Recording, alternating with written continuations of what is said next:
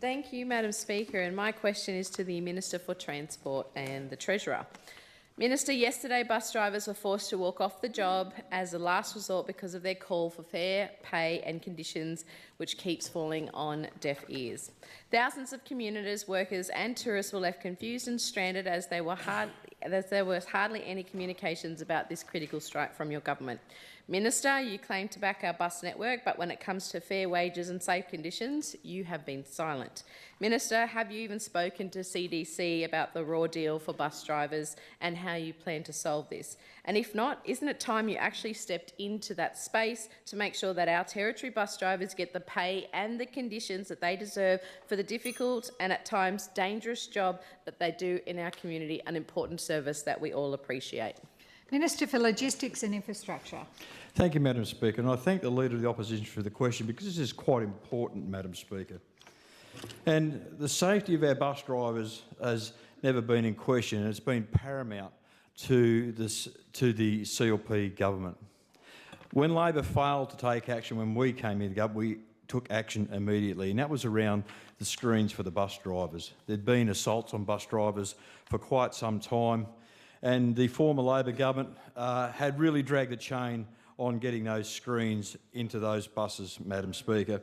But we moved immediately and we moved decisively, Madam Speaker, to take that action to protect those bus drivers and work in conjunction with CDC to make that happen. And not just that, Madam Speaker, we've been working closely with CDC and the TWU on safety of those drivers on that network. And that can be seen in the work that we're doing that's going to commence next week with the closure of some of these, the depots, the interchanges, sorry, Madam Speaker, at Casuarina and here in Darwin, to be able to then place those response staff onto that network to provide additional security and safety for the drivers as well as the passengers. But I'll step back to the industrial relations negotiations.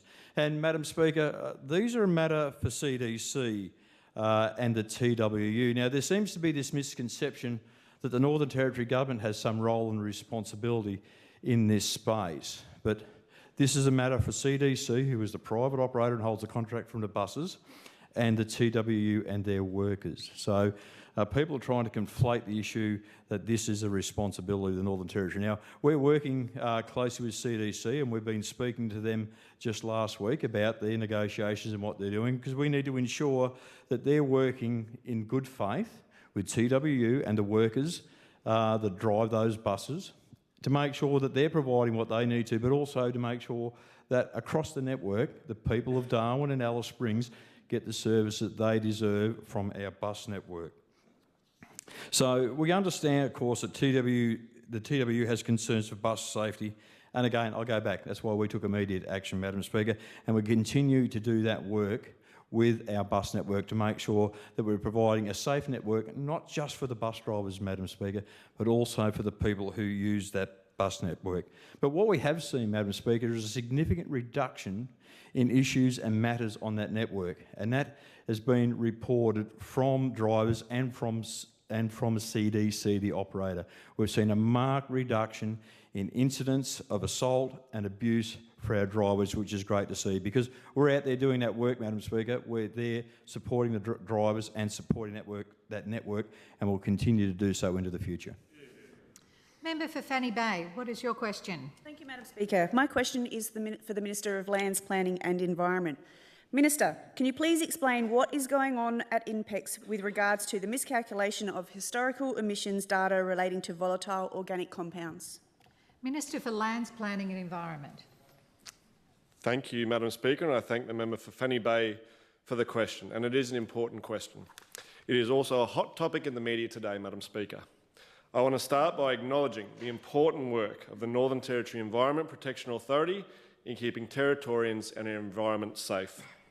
And in response to the question, what I can say is that on Wednesday, the 15th of October 2025, I was advised by the Departments of Lands, Planning and Environment that INPEX had self-reported the miscalculation of historical volatile organic compounds emissions data. The department also briefed the board of the NT EPA on the same day, noting that Dr Paul Vogel has stood aside from this matter, with Mr Joe Woodward appointing as acting chairperson.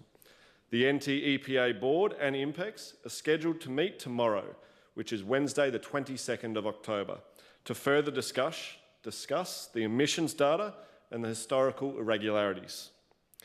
The NT-EPA Board and the NT Chief Health Officer have also met, and nothing before me suggests any cause for alarm with regards to public health. This is a historical miscalculation issue dating back several years under the former Labor government.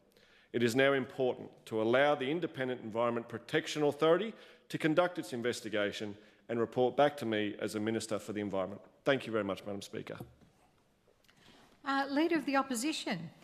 Thank you, Madam Speaker. I thought there'd be a much longer response on such an important issue. Madam Speaker, my question is for the Chief Minister. Chief Minister, the Territory Coordinator is meant to drive major projects and investment across the Territory, but Territorians looking for that very important information online are left empty-handed. The Territory Coordinator website looks impressive until you actually try and use it. Chief Minister, when you click on the big buttons for significant projects or program of works, there's nothing there. It even sends you to an NT government website for information, which then sends you back to the Territory Coordinator website with no information. Chief Minister, how has your government managed to spend $21 million to employ 16 staff in the Territory Coordinator office with nothing to show for it other than a website? Chief Minister. Thank you very much, Madam Speaker, and I loved questions about the Territory Coordinator because those opposite don't support it, Madam Speaker. And they whinged and whined and carried on like pork chops in this parliament about it, saying it was going to be the end of the world when the Territory Coordinator created territory development areas, designated significant projects. And you know what question I get from the opposition leader today, Madam Speaker? He hasn't used his powers enough. Oh, you can't win. You cannot win with Labor, Madam Speaker. They don't know what side of the bed they get out on in the morning. And honestly, the hypocrisy in the question is not lost on me, Madam Speaker, I can tell you that. And the reason why there's nothing on the website, Opposition Leader, and I'm glad you've been there searching through it, is because we haven't, the Territory Coordinator, nor have I provided direction to the Territory Coordinator around any of those designations. And so since we passed that legislation, the important work has begun, and we've conducted extensive consultations right across the Territory, working with different agencies around where the first Territory development area will be, what's of most economic significance to the Territory, which projects are the significant projects, not like Labor's laundry list of major projects, which never ever got off the ground. I don't know how many times I have to say it, but we're not playing from your playbook.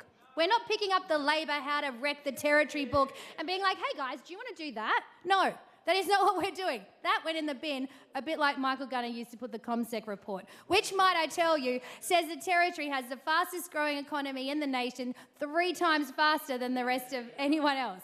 So, Madam Speaker, we won't be taking our advice from the opposition leader who one day says the Territory Coordinator is the root of all evil and the other day she's lamenting the fact that he hasn't used his powers enough. We are not rushing on this, Madam Speaker, because this is really deliberate, specific work, and that's what I always told those opposite who are panicking about it. We've actually had some really significant engagements right around the Territory, including out at Nhulunbuy, for example, with Raratingu, Gumatj, others very, very interested in how it can benefit them and their people. So we are really looking forward to those next stages, but it has to be done very deliberately, very properly. Take your seat, please, Minister. What's your point of order, Opposition Leader?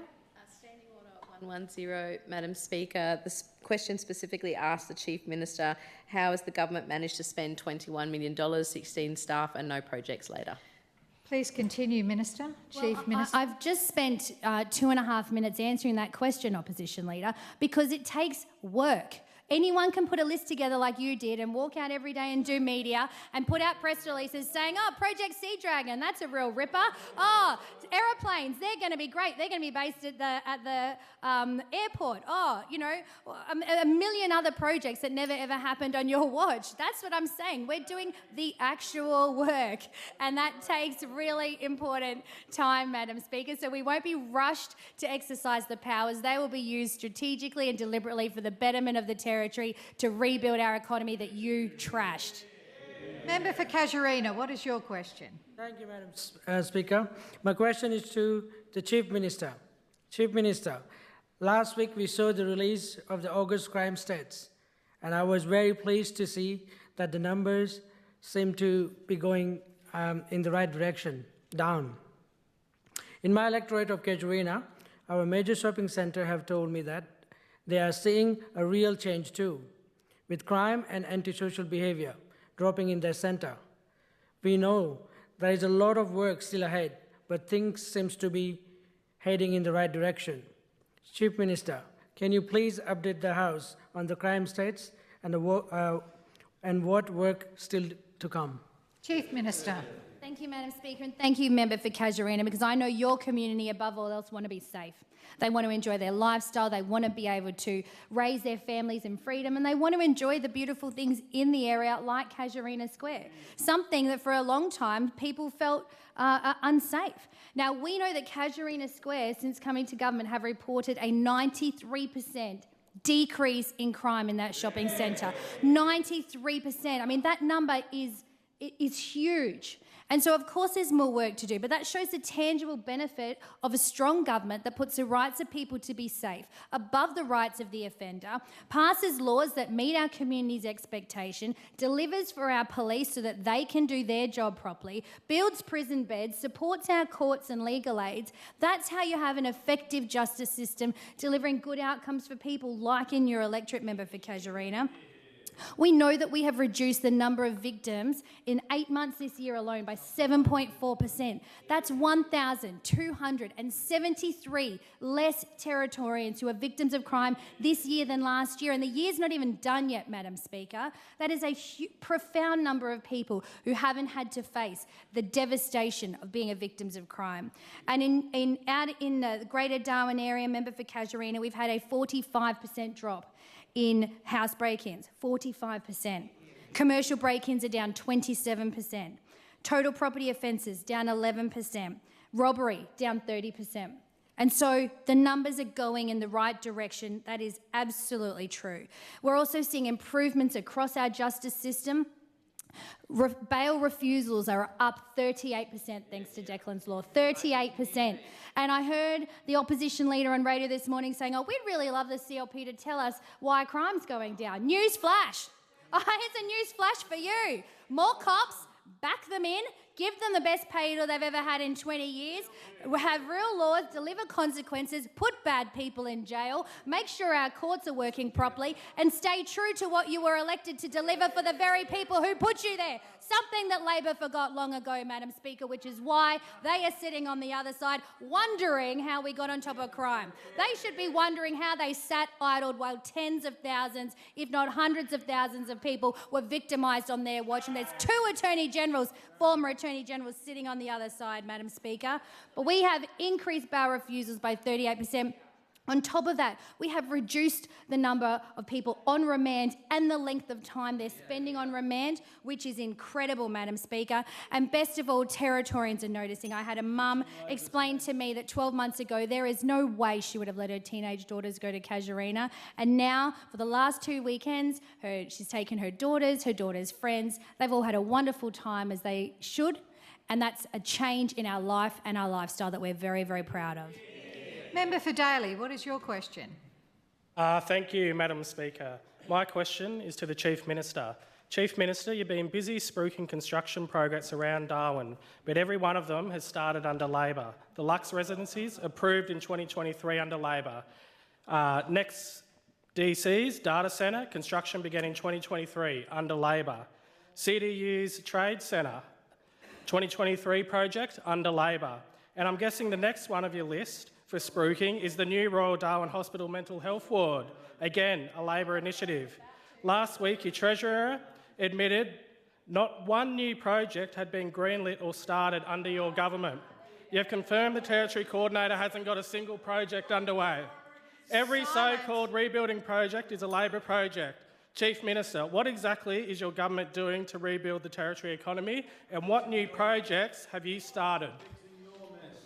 Chief Minister, I tell you what, they're scratching around. I know it's week 2 and they're getting a little tired and a little bit weary and they don't really know what's going on because they're not connected in with Territorians. But let me be very, very clear. We promised Territorians we would do 3 things and we have stuck to that tight, Madam Speaker. We promised people we would reduce crime, and the crime stats are showing that those numbers are going down.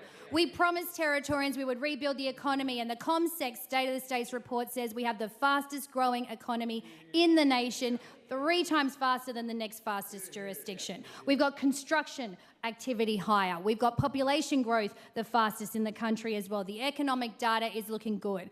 And we promised people we would restore our beautiful, iconic Territory lifestyle. We purchased 30,000 hectares at Silkwood, Madam Speaker. We've locked in the hunting season and extended it by 3 weeks. We are doing a lot, Madam Speaker, and part of that puzzle is about making sure that our regulatory frameworks are correct. We've got approvals, fast-track task force, procurement reform, you name it, Madam Speaker. We have been working 100 miles an hour on this, including the much-loved Territory Coordinator, Madam Speaker. All of these things have been delivered in just 14 months of the CLP. We've been through a budget process in which many projects have been allocated, but let's just go down memory lane on where the budget left us, Madam Speaker. I think we're up to about $15 billion in debt, no projects to show for it. We've got an extreme blowout on the ship lift handed to us courtesy of the previous Labor government. Please take your seat. Minister, what's your point of order, Opposition Leader? Standing Order 110, Madam Speaker, in terms of conciseness of answer, the Chief Minister is not answering the member for Daly with naming a project that has been greenlit by the CLP government. Okay, she's still got half her answer to go. Your call. You can't recreate the question, Opposition Leader. I have 1:30 to go. Thank you very much, Madam Speaker. And so we have been working you asked me what we're doing to rebuild the Territory's economy. You asked us. We put in place a Minister for Asian Relations who has been out right across our Asian region. We've developed our reducing crime strategy, our rebuilding the economy strategy, our lifestyle strategy. We've just delivered 1,000 people home ownership. 1,000. We have the very best, most competitive home build scheme in the country. We have the best payroll tax scheme in the country, Madam Speaker, where we lifted the payroll tax free threshold from 1.5 million to 2.5 million, Madam Speaker. And so we will continue to do the actual work, and I know it's hard for them to understand because they had hundreds of millions of dollars, or $4 billion on their little Santa Claus wish list, which they called the infrastructure program. That was the list where they all got together and said, hey, I've got a great idea, let's build this. And they stuck it on the list and they put no money towards it. They never ever did it. Then they wander into Parliament and say, where's my road? Well, your road's still on the Santa Claus list, which is not coming for Christmas. Newsflash to you, because it wasn't real. And so we will continue to do the actual work required to rebuild the economy that you destroyed, to facilitate private sector investment, to get confidence booming again in the Territory and the projects flowing on top of the publicly funded projects which are in our budget. Time has expired, Minister. Member for Wanguri, what is your question? Thank you, Madam Speaker. My question is to the Minister for Corrections. Minister, can you inform the House about the proactive measures the CLP government is implementing to tackle crime and custody challenges in the Territory? Additionally, what effect has the outsourcing of prisoner movements to G4S had on enhancing frontline policing capabilities? I understand that the G4S initiative is set to expand to Alice Springs. How will this expansion bolster operational efficiencies? And Minister, with the wet season on the horizon, what strategies are in place to manage the anticipated increase in prisoner numbers, particularly during the court recess and when remote communities become isolated? Minister for Corrections. Thank you, Madam Speaker, and I thank the member for Wanguri for a question because she understands, Madam Speaker, how important it is to keep the community safe. And Madam Speaker, when we took office, we were confronted with a significant crisis in relation to corrections. Crime rates were spiralling out of control. Our prisons were bursting at the seams, Madam Speaker. And in fact, Madam Speaker, they were that bad that those on the other side just simply put prisons into watch houses. They just said, just worry about the infrastructure, just put them in there and forget about them, Madam Speaker. Madam Speaker, prisons face daily lockdowns with corrections community programs struggling and eventually having to stop as staff were redirected to do internal duties, Madam Speaker. That's the lawn mowing services done out there into the community, the gardening, the cleaning done. Those services had to be stopped because the previous Labor government failed to invest in infrastructure. Madam Speaker, our government acted swiftly to stabilise the system and restore community confidence. Madam Speaker, one of our most significant achievement was to expand the capacity of our prisons. We brought online, Madam Speaker, the Berrima prison. In effectively 1 year, we built a prison. There's about 600 prisoners in that prison right now, Madam Speaker. And I also want to have a big shout out to the commissioning team, Madam Speaker. They were just got highly commended at the Chief Minister's Award just this weekend. Just shows, Madam Speaker, how great work and how passionate those people were doing what they do to keep the community safe, Madam Speaker. And, Madam Speaker, on the same par of level important to keep staff safe, Madam Speaker, in that system. It is super important that we manage the staff, make sure they go home, unlike the previous Labor government who just neglected the prison system. Madam Speaker, this is a great result, what we've done. It's taken the pressure off the system and allowed to make sure that there's going to be a consequence. And, Madam Speaker, I've said it many times, if you get ordered into detention, we will find a bed for you. This is about consequences for your actions, Madam Speaker. Those on the other side forgot about that, and that's why our crime stats were spiralling out of control. Madam Speaker, our community work programs are back in program. They're fully operational, assisting those pensioners mow the lawns, look after their properties. We're seeing the crime stats, Madam Speaker, come down. The crime stats are coming down because there are real consequences, Madam Speaker, and our prison numbers have stabilised, and our workforce is going well, Madam Speaker. We recruited over 200 new officers into the workforce, and also, Madam Speaker, G4S have extended to Alice Springs. Madam Speaker, what that's going to do is put frontline police back on the street to keep the community safe, Madam. Instead of having to manage prisoners into the courts, Madam Speaker, they'll be out on the beat doing what they do best, is keeping the community safe.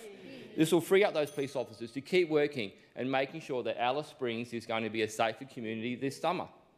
Something the previous Labor government failed to do, Madam Speaker. We know that there's a spike in intake, and we've got a plan to help keep those crime stats down, Madam Speaker, and that plan is going... Expired, Minister. Member for Guadja, what is your question? Thank you, Madam Speaker. Madam Speaker, my question is to the Treasurer. Treasurer, new figures show the Northern Territory now has the second highest rents in the country, making it harder and harder for Territory families to make ends meet.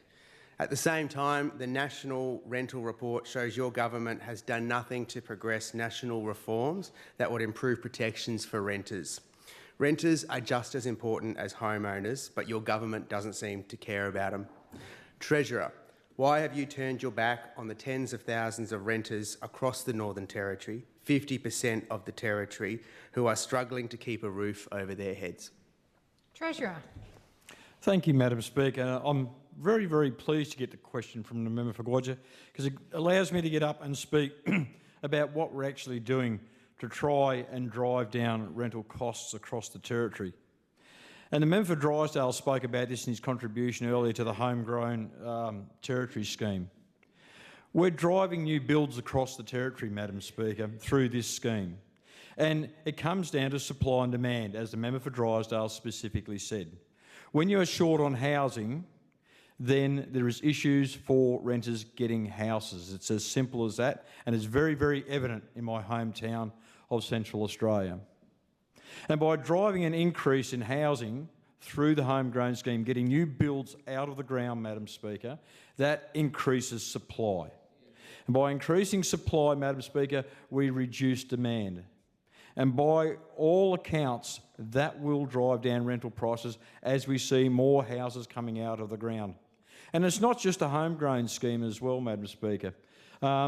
In my contribution later on this evening, I'll be talking more about what we're doing on social affordable housing. And I believe we've got 48 houses under construction commencing this month for delivery next year. And again, that is a piece of work that works towards providing affordable housing for renters and those on low incomes, but also it increases the supply that then reduces demand. And I did pick up on what the opposition leader said in her contribution earlier about homegrown and saying that I disparaged renters. Well, I can tell you, opposition leader, I'm a renter. Why would I stand up and disparage myself?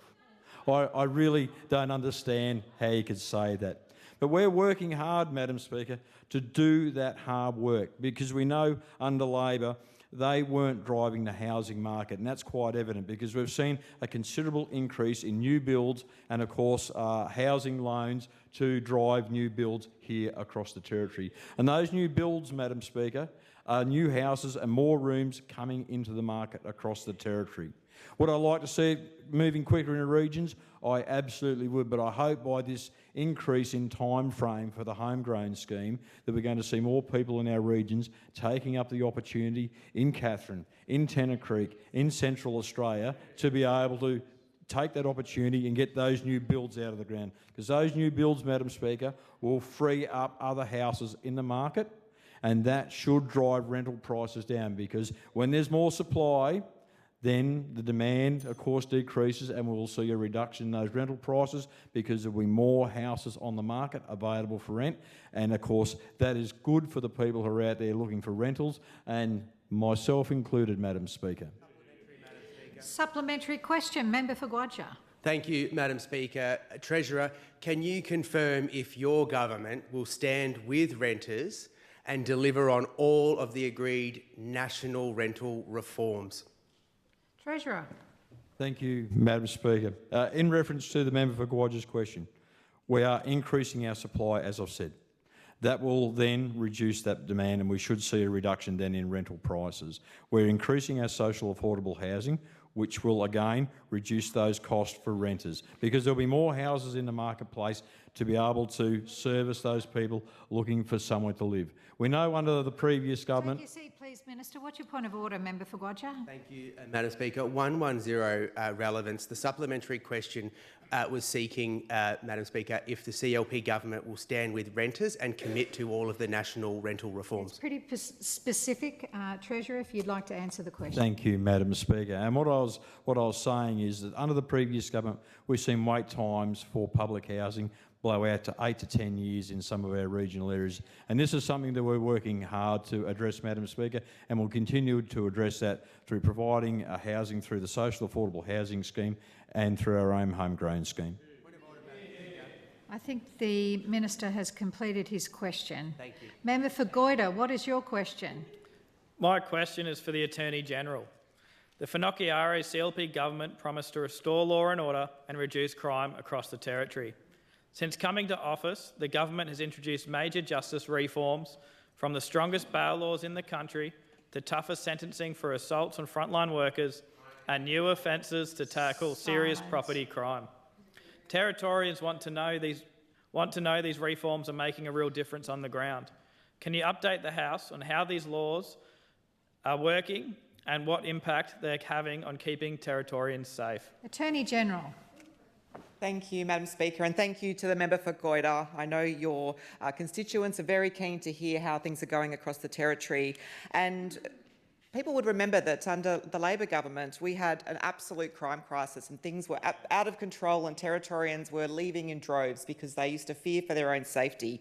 We had a government that didn't invest in our courts or our corrections systems, which of course saw, when we came to government, some really serious things to fix. And so we started straight away, Madam Speaker. We came into government that very first sittings and we passed a suite of crime reduction, law and order reform, and of course one of those things was Declan's Law. And that has seen a huge difference in our court system, where bail refusals now are up 38%, which is a huge amount of people not getting bail. And to put that into perspective, Madam Speaker, that is 1,256 more people in the same period this year compared to last year. It's a huge number of people who are now behind bars. They're not back out on the streets committing more crimes. And so it makes a big difference to community safety. The other big important factor about that is the bail refusals for youths. We had a youth crime crisis as well, and our new data shows that the bail refusals for youth are up 33%. So that's 318 youths who were going around committing more crimes under Labor who are now not out in the street committing more crimes. It makes a big difference to community safety. Now, of course, we backed all that in with our biggest budget ever with the Law and Order, and that was $1.5 billion into more judges, more police, investment in corrections with our Tiger team, who was that early resolution for court cases, and that they've now finalised 400 cases, which means that those are not clogging up the system any longer. We've got more people who are sentenced now instead of being on remand. It's a big shift in the way the numbers are being played out. And we've also seen one of the biggest data measures that we can have is that there's been a drop of victims in the Territory. We now have 1,273 less victims of crime than we had before. That's a 7.4% drop. Now, data's only one measure, Madam Speaker, and the other measure is how Territorians feel, because they want to feel safe when they're going about their community. And when I was out in Palmerston recently, I was talking to a hotel owner and he said, I want you to keep going, because for the first time, my staff in our hotel feel safe.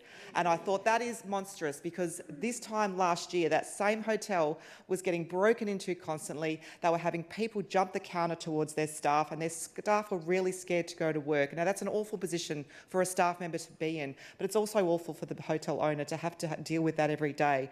And so I'm glad that that Palmerston hotel owner is feeling more safe. And so, like I said, Territorians keep telling us to keep going. We've got so much more work to do, but that's a really great start, Madam Speaker. Member for Nightcliff, what is your question? Thank you.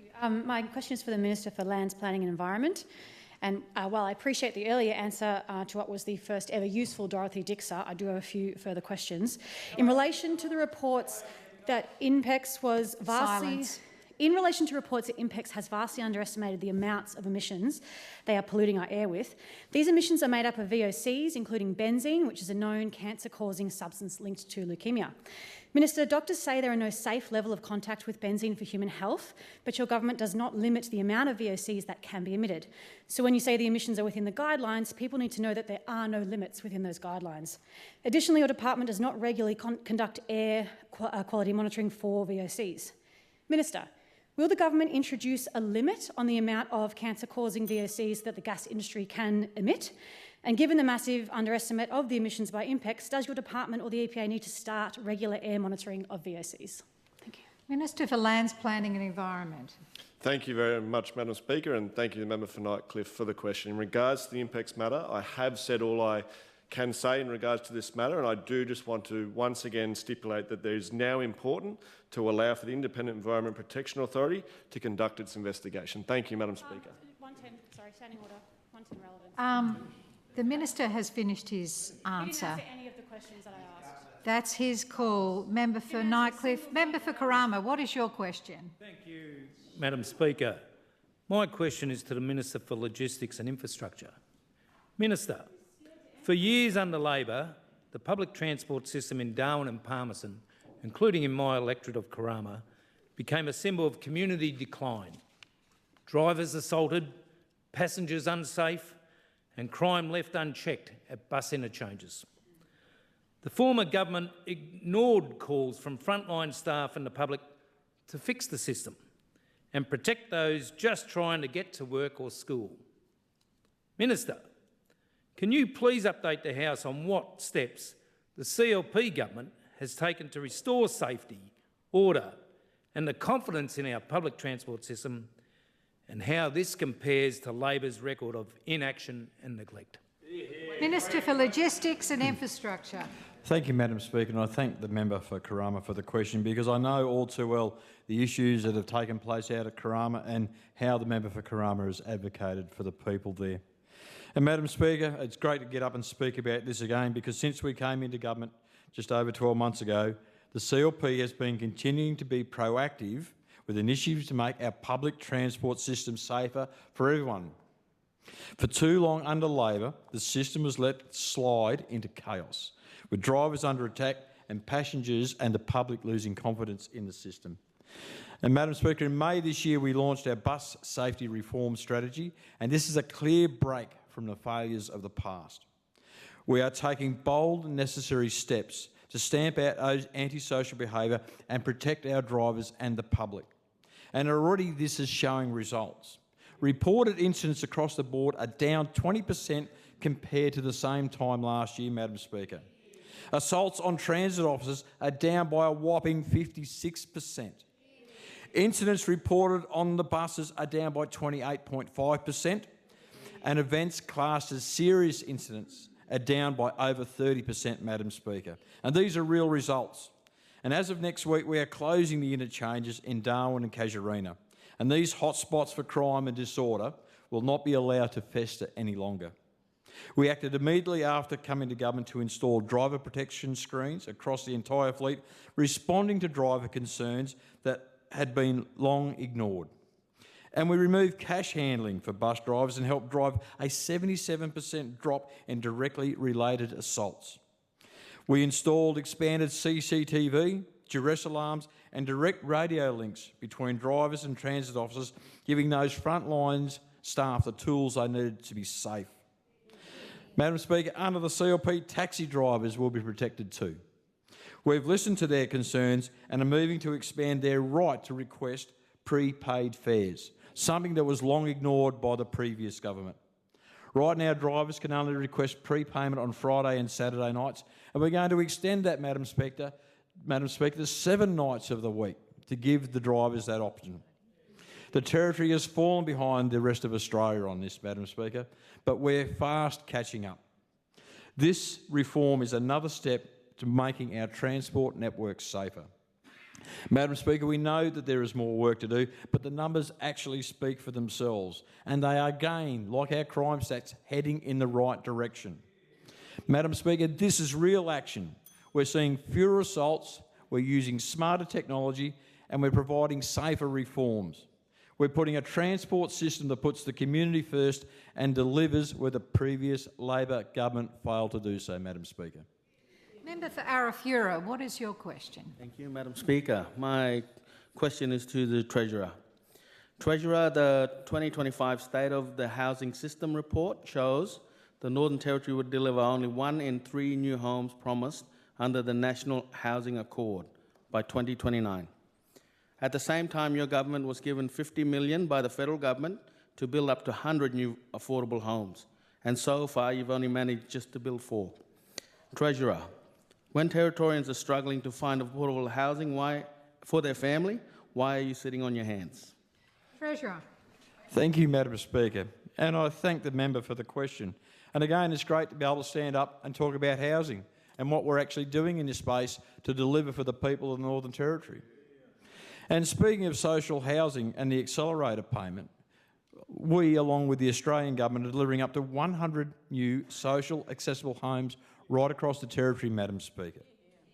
And the $50 million social housing accelerator payment is funded by the Australian government and is being delivered by the Northern Territory government. These new homes will be built to acceptable standards, enabling seniors and people with mobility issues to continue living in the same home as they age, something that I think the previous government failed to address. Construction of the next 24 homes across Darwin, Katherine and Tennant Creek and Alice Springs is expected to start this month, Madam Speaker, with anticipated completion by mid-2026. And multiple local contractors are being engaged for these works. We have Green Space Group, LA Build, DICE Australia, Katherine Constructions, Blueprint NT and Centre Build, a couple of contractors in Central Australia. And the Northern Territory government has awarded multiple contracts totalling $16.7 million to deliver these homes at the following locations. We have 2 in the top end in Francis Street and Challoner Circuit and Humpty Doo. Bradshaw Crescent in Katherine. Casuarina Street in Katherine East. Maluka Road in Katherine East. We're also delivering in Hollis Street in Tennant Creek, Whippet Street in Tennant Creek, and again 20 Lewis Street in Gillen, Spearwood Road, Saturdine, and Van Senden Avenue in Gillen. These are real outcomes, Madam Speaker, and real outcomes in our regions, which is great to see. These are going to deliver homes for those people that desperately need them to try and drive down those wait times that we see of between 8 and 10 years for housing in our regions, something that is absolutely unacceptable and something that we are working very, very hard to address, Madam Speaker, and we'll continue to do this valuable work into the future because we know how important it is. Thank you. Member for Blaine, what is your question? Thank you, Madam Speaker. My question is to the Minister for Education and Training. Minister, safer communities are built on the foundation of strong families and children who are engaged in their education. We know there is a clear link between school attendance and youth offending, and our goal is to see fewer children on the streets and more children in classrooms, building brighter futures through further study, training and real job opportunities. Our government's Reducing Crime strategy recognises that strong families and consistent school attendance are vital to community safety. Can the Minister please update the House on the actions the CLP government is taking to improve school attendance and whether these measures are making a difference? Thank you, Madam Speaker. Minister for Education and Training. Thank you, Madam Speaker, and I thank the member for Blaine for the question. And, you know, right across the Territory, Madam Speaker, we've seen the crime statistics come out, and our government made a commitment at the election to reduce crime and restore law and order right across the Territory. So we know that the crime is coming down. We've seen that in the statistics that we've just had out. In Katherine, for example, we've seen residential crime down 9%, commercial down 35%, and theft down 18%. And we know that you know, this reflects our government's investment in frontline policing. And we have said that we will have a zero tolerance to crime, Madam Speaker. Those crime stats in Katherine, for example, have made real change for families, businesses right across the wider Katherine community. And it does reflect our government's investment in frontline policing. We have to address, Madam Speaker, the root causes of crime, and we speak about that quite often and what we're doing, and that means getting kids back to school. So just last week we announced, you know, we know that children who regularly miss school can become disengaged and end up into, you know, sometimes through no fault of their own, into a life of crime. We are holding families to account, and right across the Territory, Madam Speaker, we have 20 school attendance officers. They're working directly with families, liaising with them, finding out what some of the concerns are that they have, but we must make sure that parents meet their legal obligations of getting their kids to school. It is it is not negotiable for children to be not at school. They are not going to be able to be educated and leading them into a better life and into a job at the end of it, Madam Speaker. We've been working for a long time with the federal government, and last week we announced that those children of chronically disengaged parents will be making sure that those parents are referred to income management because school attendance, as I said, is not optional. We're also delivering on our election commitment to expand school-based policing. And just recently we announced 2 Aboriginal liaison officers in Katherine, one at the Katherine High School and one at McFarland School. And so there will be 40 of those Aboriginal liaison officers, Madam Speaker, working across with the school-based police, complementing that service as well, and that will be announced over the next 4 years. We've also made sure, you know, that the results of those, the attendance officers, the engagement officers, and all the work that we've been doing in the schools has made those attendance rates on the rise, Madam Speaker, and we've certainly seen that recently in the stats. Thank you. Member for Mulca, what is your question? Speaker, question to the Attorney General.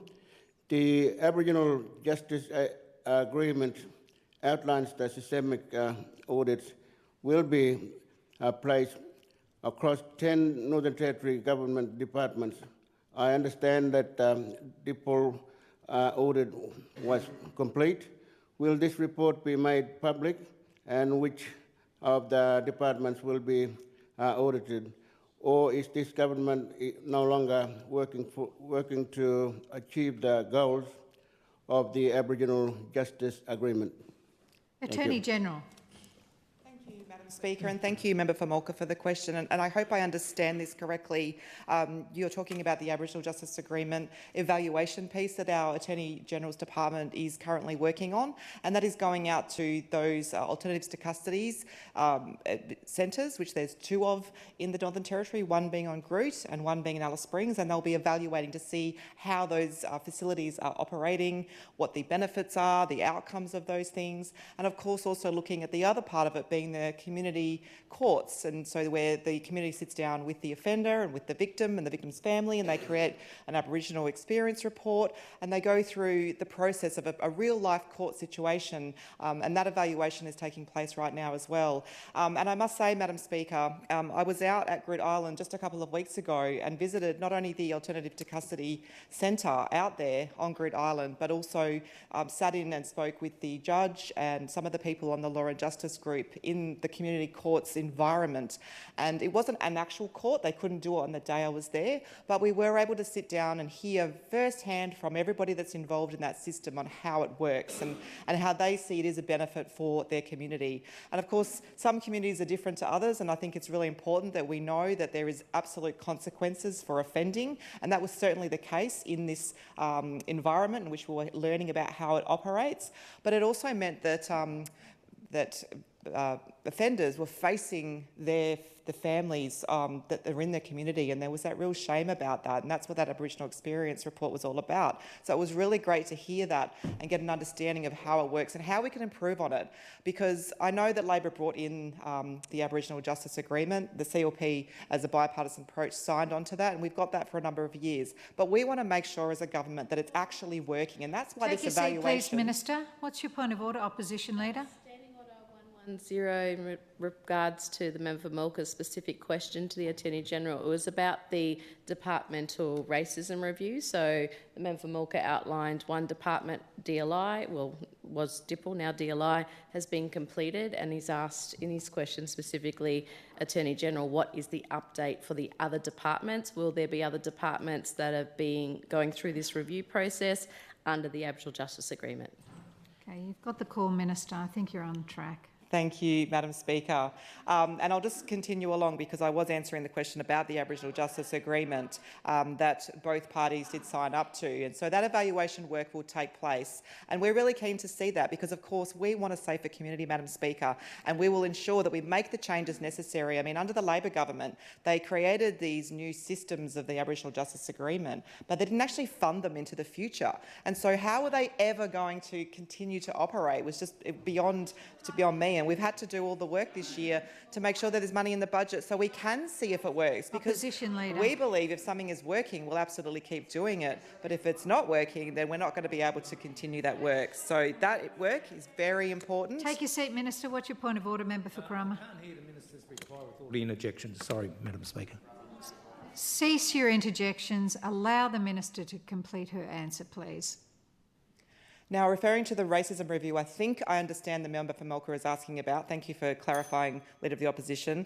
There is no racism review happening. I think you're referring to the one that the police was going to were doing the police. Because cease your interjections, please. Sorry, Minister, continue. Thank you. There was money set aside under the previous government for the Anti-Discrimination Commissioners to do that. It's not happening. Member for Drysdale, what is your question? Thank you. Cease your interjections, please. Thank you, Madam Speaker. My question is to the Minister for the Prevention of Domestic Violence. Minister, under Labor, domestic violence rates increased by more than 80%, a figure that was felt severely in my electorate of Drysdale.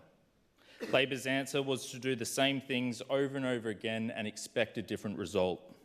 They let Territorians down. For too long, we have heard from a growing number of victims that this story needs to change. The latest crime figures released last week tell us the story is changing under this CLP government. Can you please update the House on what the CLP government is doing to address domestic violence, what results we are seeing, and what this means for all Territorians? Minister for Prevention of Domestic Violence. Thank you, Madam Speaker, and thank you to the member for Drysdale for the question.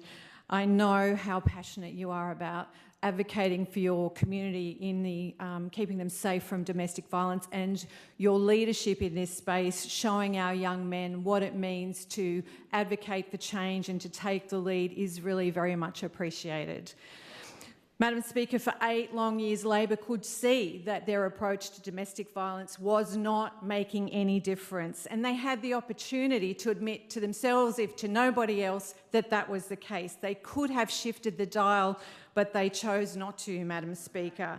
They kept doing the same things over and over and expected a different result. Well, after 8 long years, Madam Speaker, we saw the result, and that was, as the member for Drysdale said, an 80% increase in domestic violence assaults, which is a shameful, shameful statistic. Well, Madam Speaker, no more. This side of the House, the Finocchiaro CLP government, understands that we had to take a different approach, and that is exactly what we have done. We have looked to address the root causes of domestic violence and made sure that there are real consequences for perpetrators. We have committed, Madam Speaker, an unprecedented $36 million per year's ongoing dedicated DV funding.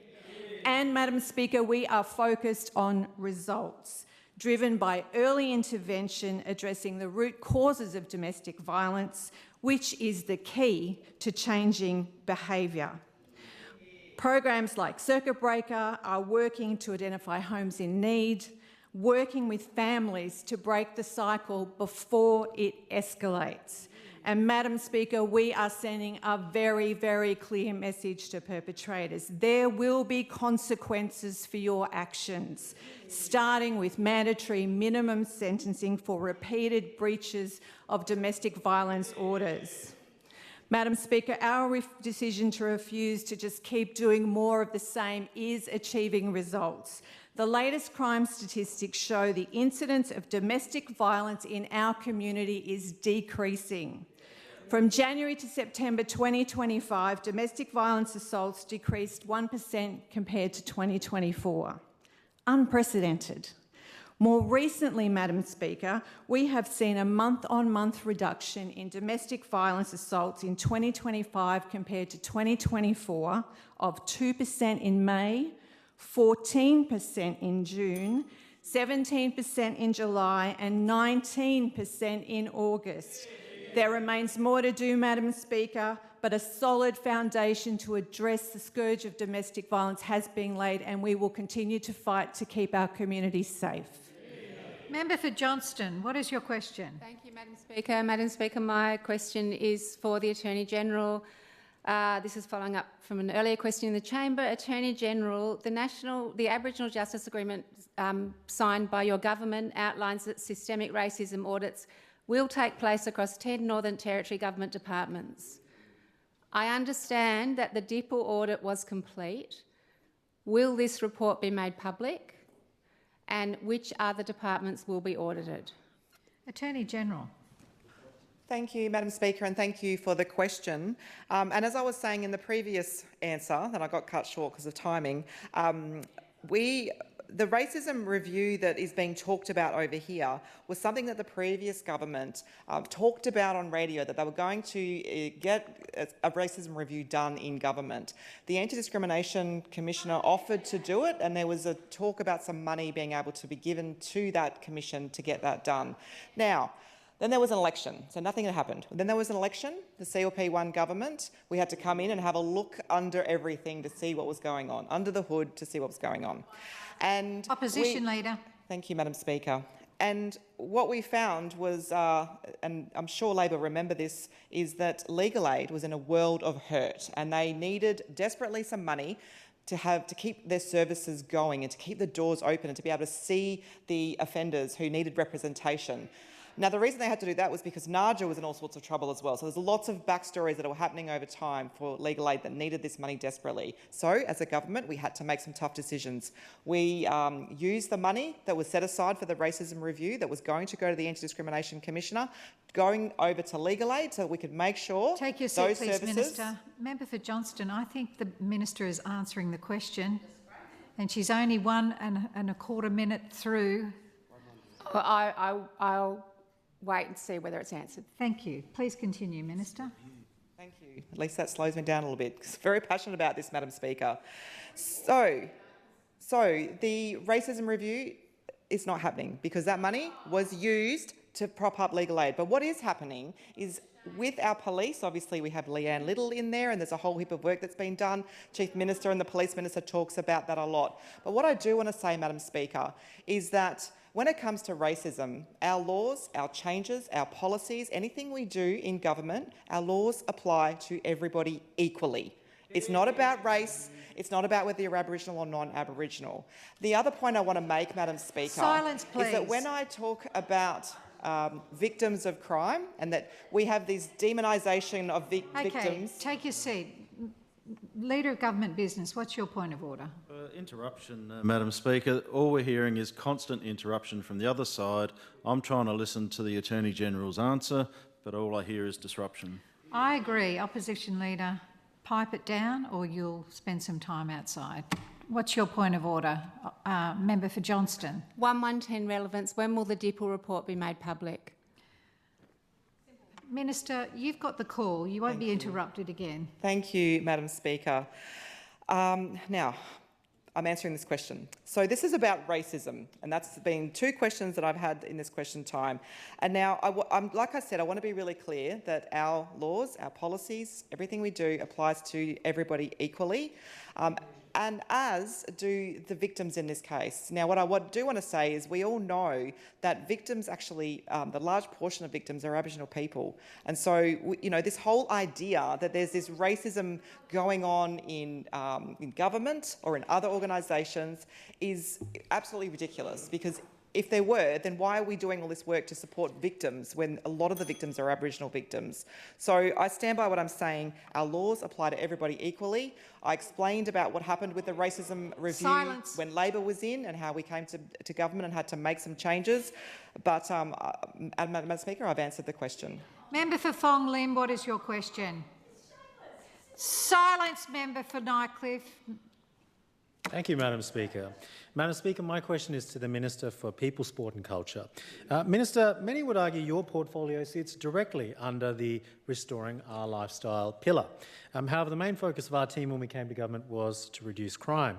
Now, how does the government link its promise of reducing crime to improving the Territory's lifestyle in a meaningful way? Minister for People, Sport and Culture. Thank you, Madam Speaker, and also I thank Member for Fong Lim for the question. Madam Speaker, earlier this year, we launched our Restoring the Territory Lifestyle Strategy, which set out a clear direction to champion Territory's identity as a vibrant and inclusive place to call home and build a life. Reducing crime is central to that strategy because safety underpins community confidence and economic growth. Our government was trusted by Territorians in August 2024 overwhelming to do three things: reduce crime, rebuild our economy, and restore our Territory lifestyle. These three pillars are interconnected. When crime decreases, Territorians feel safer in their homes, at work, at local events, and more confident to enjoy our unique Territory lifestyle. And we are keeping our promise to Territorians. As earlier in this chamber, Chief Minister said, from January to August 2025, there were 1,273 less victims of crime than in the same months the previous year, a reduction of 7.4%. That sense of security encourages people to stay, invest, and participate in their communities rather than leaving due to fear or frustration. With less crime, businesses face lower costs and confidence grows among investors.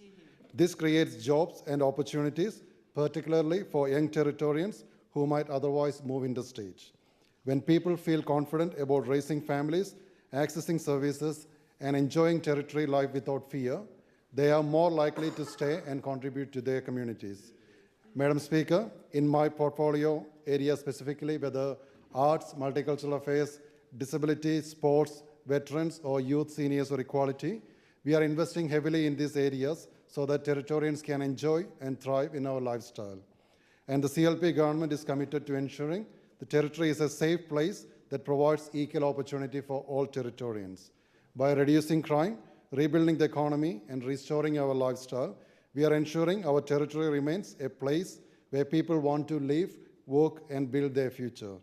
These three pillars are not just policy positions, Madam Speaker. They are the foundation for restoring pride and confidence in the territory way of life. Thank you, Madam Speaker. Leader of Government Business. Thank you, Madam Speaker. I move that any further questions be placed on the written notice paper.